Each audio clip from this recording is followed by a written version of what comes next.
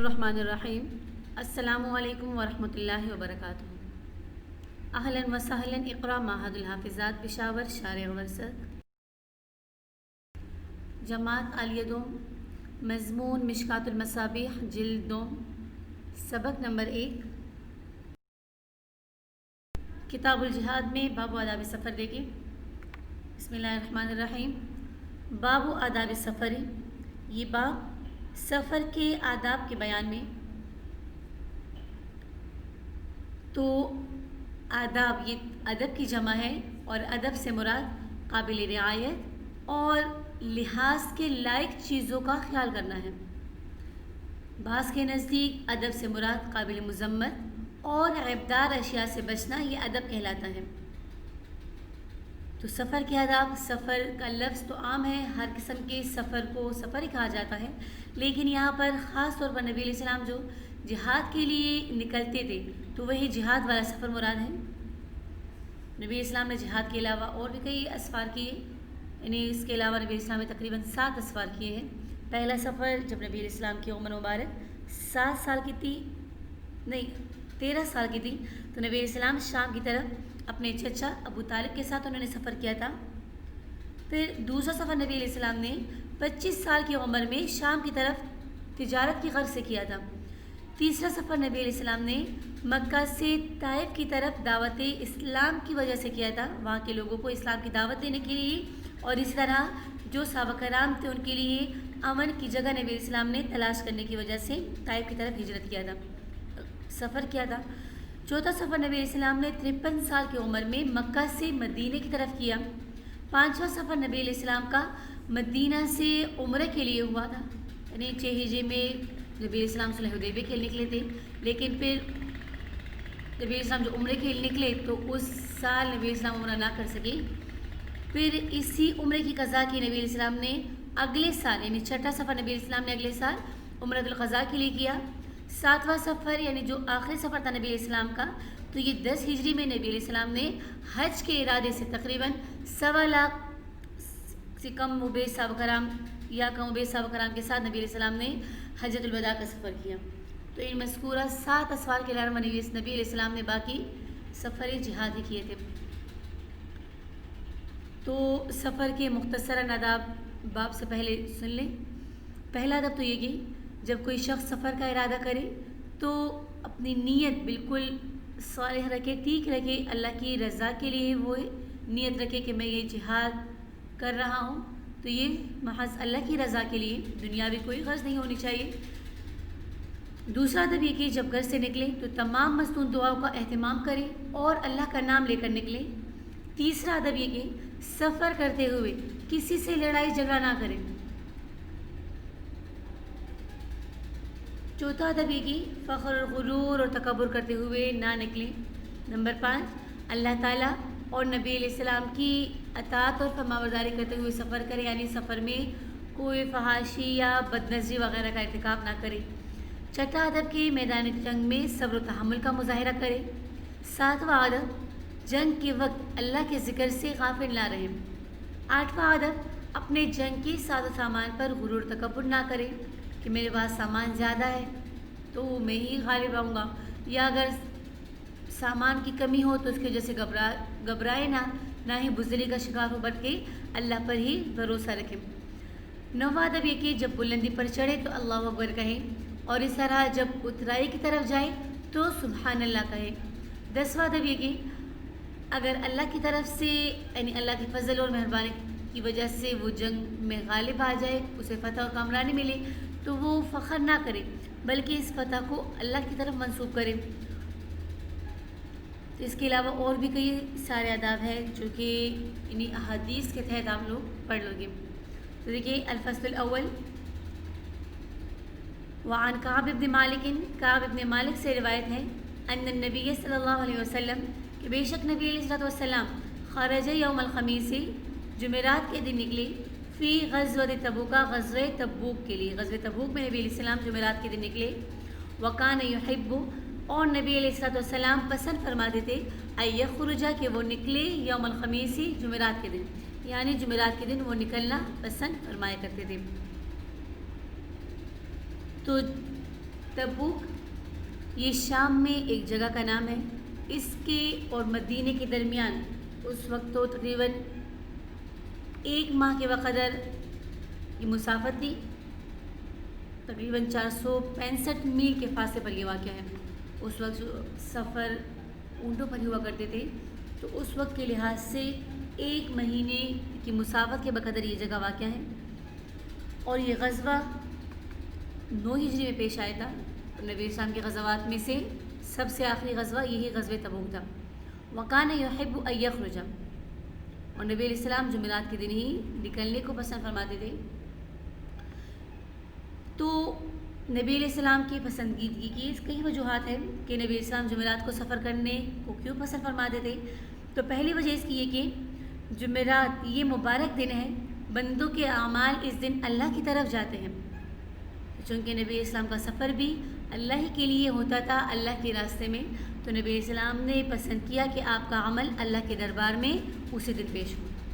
دوسری وجہ یہ کہ عدد کے اعتبار سے جمعرات کا دن ہفتے کا کامل دن ہے، اس لیے نبی علیہ السلام سفر کرتے جمعرات کے دن تاکہ کامل اور مکمل عمل ہو.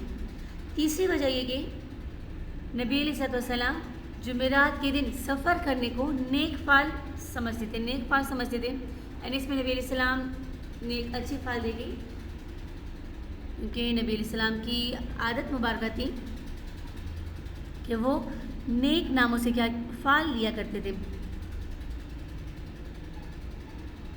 اور وہ فعل یہ کہ جمعرات کو بھی خمیس کہتے ہیں، اور یہ خمہ زمانہ 5 سے نکلا ہے، اور غنیمت سے اللہ اور اس کے رسول کے لیے خمس سے نکالا جاتا ہے. اس لیے اس کے 5 حصے ہوتے ہیں. نمبر 1 مقدمہ، نمبر 2 قلب، نمبر 3 میمنہ، نمبر 4 میسرہ، اور نمبر 5 ساقہ. اب یوم خمیس کو سفر کر کے اس بات طرف اشارہ کیا کہ ہمارا لشکر دشمن کے لشکر پر فتح حاصل کرے گا، اور اللہ تعالیٰ اس جمعرات کی برکت سے خمس والی غنیمت عطا فرمائیں گے. چوتھی وجہ یہ کہ یا خمیس کو سفر کرنے سے ان بعض لوگوں کی تردید مقصود تھی جو کہ یوم خمیس کو منحوس خیال کرتے تھے. اور چونکہ سارے دن ہی اچھے ہیں، کوئی بھی دن منحوس نہیں، جس طرح کہ حضرت علی کے سامنے کسی نے نحوست کا ذکر کیا تو انہوں نے فرمایا لو کان بیدی سیف لاقتلنک، یہ میرے ہاتھ میں تلوار ہوتا تو میں تمہیں ضرور قتل کرتا. تو نبی علیہ السلام بھی نبی اسلام پسند فرماتے تھے جمعرات کے دن سفر کرنے کو، تاکہ لوگوں کے اس عقیدے کی رد ہو جائے کہ جمعرات کے دن میں کوئی بھی نحوست نہیں ہے. اگلی حدیث دیکھیں. وعن عبداللہ ابن عمر قال، اور عبداللہ ابن عمر رضی اللہ عنہ سے روایت فرماتے ہیں قال رسول اللہ صلی اللہ علیہ وسلم کہ نبی علیہ السلام نے فرمایا لو یعلم الناس، اگر لوگ جان جائیں ما فی الوحدۃ کہ اکیلے سفر کرنے میں کیا ہے، یعنی کون سا نقصان ہے، ما اعلم جو کہ میں جانتا ہوں، ما سار راکب تو نہیں چلے گا کوئی سوار، بلیل رات کو وحدہ اکیلے، یعنی کوئی بھی سوار رات کو اکیلے نہیں چلے گا.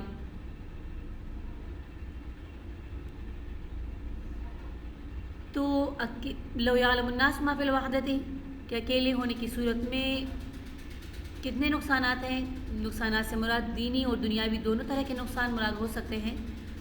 دینی نقصان تو یہ کہ انسان نماز با جماعت سے محروم رہے گا، کیونکہ اکیلا آدمی نماز با جماعت نہیں ادا کر سکتا. اور دنیاوی نقصان یہ کہ بیماری اور دکھ درد وغیرہ کے دکھ درد اگر کسی کو ملے یا کوئی اور ضرورت ہو یا کوئی حادثہ پیش آ جائے تو اس کی مدد کرنے والا کوئی نہیں ہوگا، اسی لیے اکیلے سفر کرنے سے منع فرمایا. ما اعلم جو کہ میں جانتا ہوں، ما سار راکب بلیل وحدہ تو کوئی بھی آدمی رات کو اکیلے سفر نہ کرتا. تو یہاں پر کہ سوار اور رات کی قید لگائی، تو اس وجہ سے کہ سوار کو رات کے وقت پیدل چلنے والے کے مقابلے میں زیادہ خطرہ ہوتا ہے. ایک تو اپنی جان کا خطرہ اور دوسرا اپنی سواری کے نقصان کا، جبکہ پیدل چلنے والے کو صرف اپنی جان کا خطرہ ہوتا ہے، اس لیے سوار اور رات کی قید لگائی. اور یہ بھی ممکن ہے کہ راکب کے ساتھ، یعنی اس کو راکب کے ساتھ اس لیے خاص کیا کہ جب سوار ہو کر سفر کرنا منع ہے تو پیدل سفر کرنا تو بطریق اولا ہی منع ہوگا. اور یہ وجہ بھی ہو سکتی ہے کہ اس میں یہ وہم پیدا نہ ہو، کہ وحدت کا اطلاق راکب پر نہیں ہوتا، بلکہ اگر کوئی سواری پر سوار ہو تب اور اکیلا ہو تب بھی اس پر وحدت کا اطلاق ہوگا. یہ نہیں کہ ایک تو خود وہ سوار ہو گیا اور دوسرا اس کی سواری، بلکہ وہ صرف ایک ہی شمار ہوگا چاہے اس کے ساتھ سواری ہو یا نہ ہو. اگلی حدیث وعن ابی حریرہ، اور ابو حریرہ رضی اللہ عنہ سے روایت ہے، قال فرماتے قال رسول اللہ صلی اللہ علیہ وسلم کہ نبی علیہ السلام نے فرمایا لا تصحب الملائکۃ کہ فرشتے ساتھ نہیں ہوتے رفقتاً اس قافلے کے فیہا کلب جس میں کتا ہو ولا جرس ہو اور جس میں گھنٹی ہو، یعنی جس قافلے میں جن لوگوں کے ساتھ جس جماعت میں کتا یا گھنٹی ہو تو اس قافلے کے ساتھ فرشتے ساتھ نہیں ہوتے. لا تصحب الملائکۃ فرشتے ساتھ نہیں ہوتے، تو فرشتوں سے یہاں پر رحمت کے فرشتے مراد ہے کہ رحمت کے فرشتے اس قافلے میں نہیں ہوتے. کرامن کاتبین یہاں پر مراد نہیں، کیونکہ وہ ہر وقت انسان کے ساتھ موجود رہتے ہیں. رفقتاً یہاں پر یہ را کے ضمے کے ساتھ ہے، جبکہ ایک نسخے میں یہ را کے کسرے کے ساتھ بھی ہے رفقتاً، ایسی جماعت جو کہ ایک دوسرے کا ساتھی ہو. جبکہ قاموس کے مطابق را پر تینوں حرکتیں پڑھنا درست ہے، رفقتاً اور رفقتاً، جبکہ علامہ نووی رحمہ اللہ نے را کے کسرے اور ضمے دونوں کے ساتھ نقل کیا ہے. فیہا کلب جس میں کتا ہو، تو اس وغید سے شکار اور حفاظت کا کتا مستثنا ہے. ولا جرس اور نہ ہی جس میں گھنٹی ہو، تو یہاں پر یہ دوبارہ جو لا کا ذکر کیا تکرار لا، تو یہ تاکید کے لیے ہے.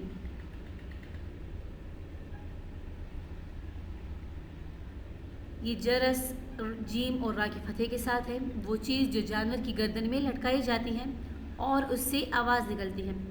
تو امام نووی رحمہ اللہ فرماتے کہ جس قافلے میں جرس ہو تو وہاں پر بھی فرشتے نہیں ہوتے. اس میں حکمت یہ ہے کہ یہ دراصل ناقوس کے مشابہ ہے، اس کی آواز کی کراہت کی وجہ سے یہ ممنوع ہے، اور اس کی تائید اگلی حدیث سے بھی ہو رہی جس میں ہے الجرس و مزامیر الشیاطین، مزامیر الشیطان کی گھنٹی شیطان کی بانسری میں سے ہے، اور ہمارا مذہب بھی یہی ہے، اور امام مالک کا بھی یہی مذہب ہے کہ اس سے مراد کراہت تنزیہیہ ہے. جبکہ متقدمین علماء شام کی ایک جماعت یہ کہتی ہے کہ جرس کبیر یعنی جرس کبیر یہ کیا ہوگا مکروہ، اور اگر جرس صغیر ہو تو پھر یہ کوئی کباہت اس میں نہیں. جبکہ بعض علماء کہتے ہیں کہ جرس الدواب یعنی جانوروں کے گلے میں جو گھنٹی لٹکائی جاتی ہے یہ اس وقت مکروہ اور ممنوع ہے جب اس کو بطور لہو یعنی لہو لعب کے لٹکایا جائے. اگر کسی فائدے کے پیش نظر اس کو لٹکایا جائے، وہ گھنٹی لٹکائی جائے، تو پھر اس میں کوئی حرج نہیں. اس طرح شرح السنہ میں ایک روایت ہے کہ ایک لونڈی حضرت عائشہ رضی اللہ عنہ کے پاس آئی جس کے پاؤں میں گھنگرو تھے، تو حضرت عائشہ رضی اللہ عنہ نے وہاں پر جو موجود حضرات تھے ان سے فرمایا کہ فرشتوں کو جدا کرنے والی چیز کو باہر نکالو. اس طرح ایک اور روایت میں کہ عمر رضی اللہ عنہ نے زبیر کے پاؤں میں جو گھنٹیاں تھیں ان کو کاٹ دیا تھا، اور فرمایا کہ میں نے نبی علیہ السلام سے یہ سنا کہ ہر جرس کے ساتھ شیطان ہوتا ہے، تو اسی لیے اس سے منع فرمایا گیا. اگلی حدیث وعنہ ان رسول اللہ صلی اللہ علیہ وسلم، اور انہی سے یعنی ابو ہریرہ رضی اللہ عنہ سے روایت ہے کہ بے شک نبی علیہ السلام نے فرمایا الجرس و مزامیر الشیاطین کہ گھنٹیاں یہ شیطان کے باجے ہیں، شیطان کی بانسریاں ہیں. الجرس و مزامیر الشیاطین، تو مزامیر یہ مزمار کی جمع ہے اور یہ بانسری کو کہا جاتا ہے. اب دیکھیے یہاں پر الجرس و مفرد ہے اور مزامیر الشیاطین یہ مضاف نقلے سے مل کر اس کے لیے خبر ہے. تو مفرد الجرس کی خبر مزامیر جمع ذکر فرمائی، تو اس کی ایک وجہ تو یہ بھی ہو سکتی ہے کہ جنس یہاں پر جرس سے مراد جنس ہے، اور اس یہ وجہ بھی ہو سکتی ہے کہ گھنٹی کی آواز منقطع نہیں ہوتی، جب بھی اس کو حرکت دی جائے تو وہ اس کی آواز میں تسلسل ہوتا ہے، اس میں انقطاع نہیں ہوتا، تو اسی لیے یہ جمع کا صیغہ لے کر آئے. اور جرس کی اضافت شیطان کی طرف اس لیے فرمائی کہ اس کی آواز انسان کو اللہ تعالیٰ کے ذکر اور اللہ تعالیٰ کی فکر سے مسلسل غافل رکھتی ہے، تو اس وجہ سے اس کو مزامیر الشیاطین کہا گیا. اگلی حدیث وعن ابی بشیر الانصاری، اور ابو بشیر انصاری رضی اللہ عنہ سے روایت ہے انہ کان مع رسول اللہ صلی اللہ علیہ وسلم فی بعض اسفارہ کہ وہ فرماتے کہ وہ نبی علیہ السلام کے ساتھ ان کے بعض سفر میں تھا. فارسل رسول اللہ صلی اللہ علیہ وسلم رسولا، تو نبی علیہ السلام نے ایک پیغام بھیجا، یعنی ایک شخص کو نبی علیہ السلام نے کافرے کے اندر اس حکم کا اعلان کرنے کے لیے بھیجا، لا تبقین فی رقبۃ بغیر قلادۃ من وتر، لا تبقین کہ باقی نہ رکھا جائے، فی رقبۃ بغیر اونٹ کی گردن میں، قلادۃ من وتر کمان کے تان کا قلادہ، قلادہ پٹھے کو کہتے ہیں، اس کو باقی نہ رکھا جائے، او قلادۃ یا صرف قلادہ فرمایا نبی علیہ السلام نے، الا قطعت مگر یہ کہ اس کو کاٹ دیا جائے. تو اب اس حدیث میں نبی علیہ السلام نے قلادہ کے کاٹنے کا حکم فرمایا. وجہ اس کی ایک تو یہ کہ لوگ اس میں گھنگرو اور گھنٹیاں وغیرہ باندھ دیتے تھے کہ یہ اشیاء، اور یہ اشیاء کس میں سے ہیں؟ مزامیر شیاطین میں سے ہیں اور رحمت کے فرشتوں کے لیے بھی مانے ہیں. تو اس طرح ان قلادوں میں باجے اور آواز والی چیزیں ہوتی تھی جن کی آواز سے دشمن نمازیوں اور مجاہدوں کی نقل و حرکت سے مطلع ہو جاتا تھا. تو اسی لیے جنگی تدابیر کے خلاف ہونے کی وجہ سے اس کو منع فرمایا گیا. دو وجہ یہ ہو گئی، ایک تو کہ اس کی وجہ سے رحمت کے فرشتے نہیں آتے، دوسری وجہ یہ کہ اس میں آواز چونکہ ہوتی ہے اور اس سے پہ دشمن مطلع ہو جاتے ہیں، اور تیسری وجہ یہ بھی ہو سکتی ہے کہ امام مالک نے نبی علیہ السلام کے اس قطع القلائد کی تعویل یہ کی ہے کہ یہ لوگ نظر بد کی وجہ سے جانوروں اور بکریوں کے گلوں میں کمان کے تان اور قلائد اس لیے لٹکاتے تھے اور اس سے یہ فال لیتے تھے کہ یہ جانور آفات اور مصائب سے محفوظ رہیں گے. تو نبی علیہ السلام نے ان کو اس سے منع فرمایا کہ یہ چیزیں یعنی گھنٹیاں اللہ تعالیٰ کے کسی فیصلے کو رد نہیں کر سکتی. اور امام نووی رحمہ اللہ فرماتے ہیں کہ جانوروں کی گردنوں میں کمانوں کے تانت مت ڈالو، اس کا حکم اس حکمت کے پیش نظر ہے کہ ہو سکتا ہے کہ ان کے گلوں کو تنگ کر دے جس سے ان کا گلا پھونٹ جائے. اور اس کی تفصیل پہلے بھی گزر چکی تھی کہ بعض اوقات اونٹ درختوں کے پتے کھاتے ہیں اور کبھی اس کے ساتھ اپنی گردن کو ملتے ہیں، تو کہیں ایسا نہ ہو کہ اس کے ساتھ لٹک کر مر جائے. اگلی حدیث دیکھیں، وعن ابی ہریرہ رضی اللہ عنہ قال، اور ابو ہریرہ رضی اللہ عنہ سے روایت قال فرماتے ہیں کہ نبی علیہ السلام نے فرمایا، اذا سافرتم فی الخصب، جب تم سرسبز زمین میں سفر کرو، فاعطوا الابل حقها من الارض، تو دے دو، ادا کرو ان کو اس کا حق زمین سے. وَإِذَا سَافَرْتُمْ فِي السَّنَةِ، اور جب تم سفر کرو فی السَّنَةِ قحط سالی میں، فَأَسْرِعُوا عَلَيْهَا السَّيْرَ، تو تم جلدی سے اس میں سفر کرو. وَإِذَا عَرَّسْتُمْ بِاللَّيْلِ، اور جب تم رات کو اترو، رات کو کسی جگہ میں پڑاؤ کرو، فَاجْتَنِبُوا الطَّرِيقَ، تو تم راستوں سے بچو. فَإِنَّهَا طُرُقُ الدَّوَابِ، پس بے شک وہ جانوروں کے راستے ہیں، چوپایوں کے راستے ہیں. وَالْحَوَامِ بِاللَّيْلِ، اور حوام مودی جانور کہتے ہیں، اور مودی جانوروں کے ٹھکانے ہیں رات کے وقت. وفی روایت میں، اور ایک روایت میں، اذا سافرتم فی السنۃ، کہ جب تم قحط سالی میں سفر کرو چلو، فبادروا بها نقیها، تو جلدی چلو بها نقی، اس حالت میں کہ ان کی ہڈیوں میں وہ ان کا جو گودا ہوتا ہے وہ باقی رہے. اذا سافرتم فی الخصب، جب تم سرسبز زمین پر سفر کرو تو اونٹوں کو ان کا حق ادا کرو، یعنی اونٹوں کو وہاں پر چلنے کے لیے چھوڑ دو. وَإِذَا سَافَرْتُمْ فِي السَّنَةِ، اور جب تم قحط سالی کے زمانے میں سفر کرو تو راستے میں بلا ضرورت نہ ٹھہرو، بلکہ اپنی سواریوں کو جلدی مقام اور منزل پر پہنچاؤ، تاکہ راستے میں بغیر ضرورت رکنے کی وجہ سے کمزوری وغیرہ لاحق نہ ہو جائے. وَإِذَا عَرَّسْتُمْ بِاللَّيْلِ، اور جب تم رات کے وقت کسی جگہ میں پڑاؤ ڈالو. تو تعریس، امام نووی اس کے بارے میں فرماتے کہ تعریس رات کے آخری حصے میں آرام کے لیے پڑاؤ ڈالنے کو کہتے ہیں، جبکہ بعض نے کہا کہ اس سے مراد دن یا رات کے کسی بھی حصے اور لمحے میں پڑاؤ کو کہتے ہیں.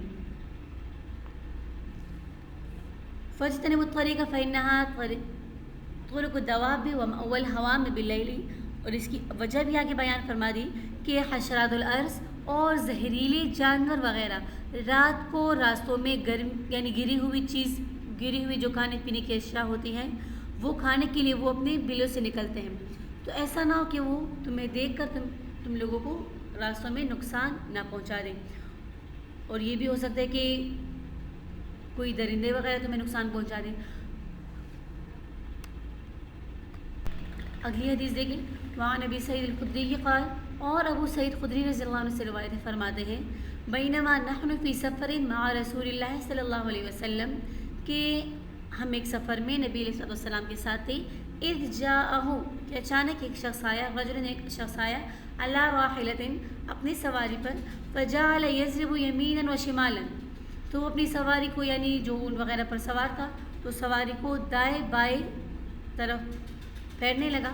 فقال رسول اللہ صلی اللہ علیہ وسلم, تو نبی صاحب نے فرمایا, من کان معہ فضل ظہر, جس کے پاس زائد سواری ہو, فلیغد بہ علی من لا ظہر لہ, تو چاہیے کہ وہ اس کو دے دے اس شخص کو, من لا ظہر لہ, جس کے پاس کوئی سواری نہ ہو. اور من کان لہ فضل زاد, اور جس کے پاس زائد توشہ ہو, فلیغد بہ, تو چاہیے کہ وہ اس کو دے دے علی من لا زاد لہ, جس کے پاس کوئی توشہ نہ ہو. قال راوی فرماتے ہیں, فذکر من اصناف المال, کہ نبی علیہ السلام نے مال کی بہت سی قسموں کا ذکر کیا. حتی رأینا, یہاں تک کہ ہم نے خیال کیا, ہمیں گمان ہوا, انہو, کہ بے شک, لا حق لأحد منا, کہ ہمیں اپنی زائد چیزوں میں کوئی حق نہیں. اذ جاءہ رجل فجعل یضرب یمینا و شمالا, تو وہ آدمی اس سواری کو اپنے دائیں اور بائیں گھمانے لگا, کیونکہ وہ چلنے سے عاجز تھی. اور بعض نے کہا ہے کہ وہ سوار اپنی ضرورت پوری کرنے کے لیے اپنی آنکھوں کو دائیں بائیں گھما کر دیکھ رہا تھا. من کان فضل ظہر فلیغد بہ علی من لا زاد لہ, تو نبی علیہ السلام نے یہ جملہ ارشاد فرمایا, اور شاید کہ نبی علیہ السلام کو اطلاع ہوئی کہ یہ قلت ذات کی وجہ سے تھکا ہوا ہے, اور یہ بھی ممکن ہے کہ نبی علیہ السلام نے تتمیم میں ارشاد فرمایا ہو. اس کے بارے میں علماء فرماتے کہ وہ تھکاوٹ کی وجہ سے دائیں بائیں گھر رہا تھا, اس لیے کہ اس کی سواری بہت کمزور ہو گئی تھی اور وہ اس پر سوار ہونے کی قدرت نہیں رکھتا تھا, اس لیے وہ پیدل چلنے لگا. اور یہ بھی احتمال ہے کہ اس کی سواری تو قوی تھی, لیکن اس پر اس کا کھانا اور دوسرا سامان زیادہ لدا ہوا تھا, اس لیے وہ سوار ہونے پر قادر نہ ہوا. بس نبی علیہ السلام نے اسی وجہ سے اس کے لیے لشکر میں سے ایک اضافی سواری طلب کی, جو ضرورت اور حاجت سے زائد تھی. تو اس حدیث میں صدقہ اور ایثار اور قربانی کی ترغیب دی گئی ہے, اور اس طرح یہ کہ اپنے ساتھیوں اور دوستوں کے ساتھ حسن سلوک کرنا چاہیے, ان کی ضروریات کا خیال رکھنا چاہیے, ان کی حاجت پوری کرنے کی کوشش کر کے ان کو سوال سے بچانا چاہیے. اگرچہ اس کے پاس سواری ہو اور لباس وغیرہ بھی اس نے پہن رکھا ہو, یا اپنے وطن میں تو وہ مالدار آدمی ہو, لیکن دیار غیر میں اس کے پاس کیا ہو, کوئی سواری وغیرہ نہ ہو, یا اس یعنی جو پیسے وغیرہ تھے وہ اس سے گم ہو جائے اور وہ محتاج ہو, تو اس کو زکوٰۃ بھی دی جا سکتی ہے. اگلی حدیث. وعن ابی حریرہ رضی اللہ عنہ قال, اور ابو حریرہ رضی اللہ عنہ سے روایت فرماتے ہیں, قال رسول اللہ صلی اللہ علیہ وسلم, کہ نبی علیہ السلام نے فرمایا, السفر قطعۃ من العذاب, کہ سفر ٹکڑا ہے من العذاب, عذاب کا. یمنع احدکم نومہ, یمنع, کہ وہ روکتا ہے, منع کرتا ہے تم میں سے ہر ایک کو, نومہ, اس کی نیند سے, و طعامہ, اور اس کے کھانے سے, و شرابہ, اور اس کے پینے سے, یعنی کھانے پینے اور نیند سے اس کو روکتا ہے. فَإِذَا قَضَى نُحْمَتَهُ, پس جب کوئی اپنی حاجت پوری کر لے, فَإِذَا قَضَى نُحْمَتَهُ مِنْ وَجْهِهِ, جب کوئی اپنی حاجت پوری کر لے, فَلْيُعَجِّلْ إِلَىٰ أَهْلِهِ, تو چاہیے کہ وہ جلدی کرے اپنے گھر کی طرف آنے میں. السفر قطعۃ من العذاب, تو السفر یہاں پر جنس مراد ہے, یعنی کوئی خاص سفر یہاں پر مراد نہیں, بلکہ ہر سفر ہی مراد ہو سکتا ہے. قطعۃ من العذاب, یعنی جہنم کے عذاب کی قسم اور ایک نوع ہے. پھر آگے فرمایا گیا کہ اس سفر کو عذاب کا ٹکڑا اس وجہ سے کہا گیا کیونکہ سفر میں مشقت, تھکاوٹ, گرمی, سردی کی تکلیف, ڈر, خوف, اپنے گھر والوں اور ساتھیوں سے جدائی سہنا پڑتی ہے, اور اس میں زندگی سخت ہو جاتی ہے. اس وجہ سے سفر کو عذاب کا ٹکڑا کہا گیا. فَإِذَا قَضَى يَمْنَعُ أَحَدُكُمْ نَوْمَهُ وَطَعَامَهُ وَشَرَابَهُ, یہاں پر بھی اس کی وجہ بیان, یعنی دو اہم پریشانیاں سامنے آتی ہیں. پہلی پریشانی تو یہ کہ یمنع احدکم نومہ، کہ سفر انسان کی نیند اڑا دیتا ہے، اور نیند نہ کرنے کی وجہ سے انسان کو جسمانی اور ذہنی تھکاوٹ ہوتی ہے۔ دوسری وجہ بھی حدیث میں موجود ہے وطعامہ وشرابہ، کہ سفر کے دوران نہ تو انسان کو معیاری اور صاف ستھرا کھانا ملتا ہے اور نہ پانی کا عموماً انتظام ہوتا ہے جس سے پیاس بجھائی جا سکے۔ اگر سفر میں کسی ہوٹل سے کھانا کھایا جائے تو اولاً وہ تو مہنگا ہوتا ہے، دوسرا یہ کہ معیاری اور صاف ستھرا نہیں ہوتا، تو سفر میں مزید تکلیف دہ ثابت ہو سکتا ہے، جس طرح کہ عام طور پر آج کل ہوتا ہے۔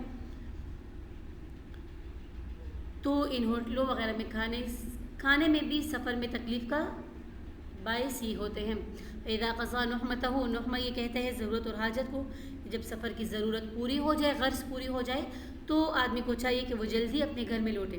الی اہلہ، تو اہلی سے مراد بلدہ یعنی شہر، تو اس کے بارے میں امام خطابی فرماتے ہیں کہ یہاں پر اپنے شہر میں اقامت کی ترغیب دی گئی ہے کہ اپنے شہر میں جلدی پہنچو تاکہ جمعہ اور پانچوں نمازوں کی جماعت فوت نہ ہو جائے، اور اسی طرح تمہارے اوپر اپنے اہل و عیال کے جو واجب حقوق ہیں ان کو ادا کر سکو۔ تو سفر سے مراد وہ اسفار نہیں جو کہ واجب ہے، اس طرح کہ تجارت کی غرض سے سفر کرنا تو یہ واجبات میں سے نہیں۔ تو بعض رات نے کہا کہ اس کا حکم عام ہے، خواہ وہ سفر واجب شرعی ہو یا واجب شرعی نہ ہو، اس طرح کہ ایک دوسری روایت میں حج کا بھی ذکر ہے کہ اذا قضا احدکم حجہ فلیعجل الی اہلہ فانہ اعظم للاجر۔ تو دیکھیے اس حدیث میں اب حج کا ذکر ہے اور اس حدیث میں مطلقاً سفر کا ذکر کیا گیا۔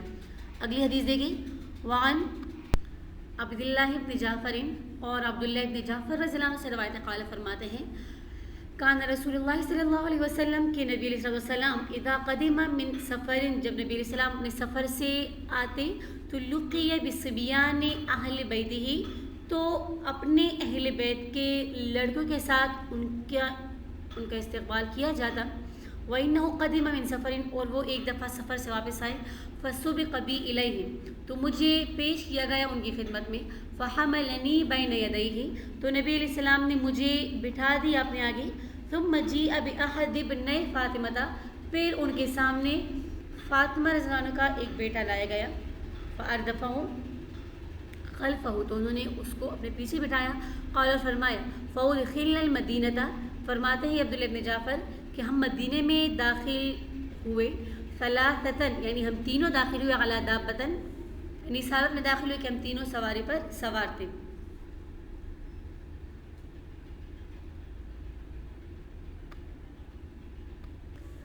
تو حدیث کا مطلب یہ کہ چھوٹے بچوں کے ذریعے نبی علیہ السلام کا استقبال کیا جاتا تھا، تو اس سے معلوم ہوا کہ معزز علمی شخصیات کے استقبال کی گنجائش ہے، لیکن شرط یہ کہ شرعی منکرات سے اجتناب کیا جائے، اس طرح کے فی زمانے نہ ہو رہا کہ عموماً معزز مہمانوں کے استقبال کی ویڈیو بنائی جاتی ہے جو کہ ہر صورت میں ہی ناجائز ہے۔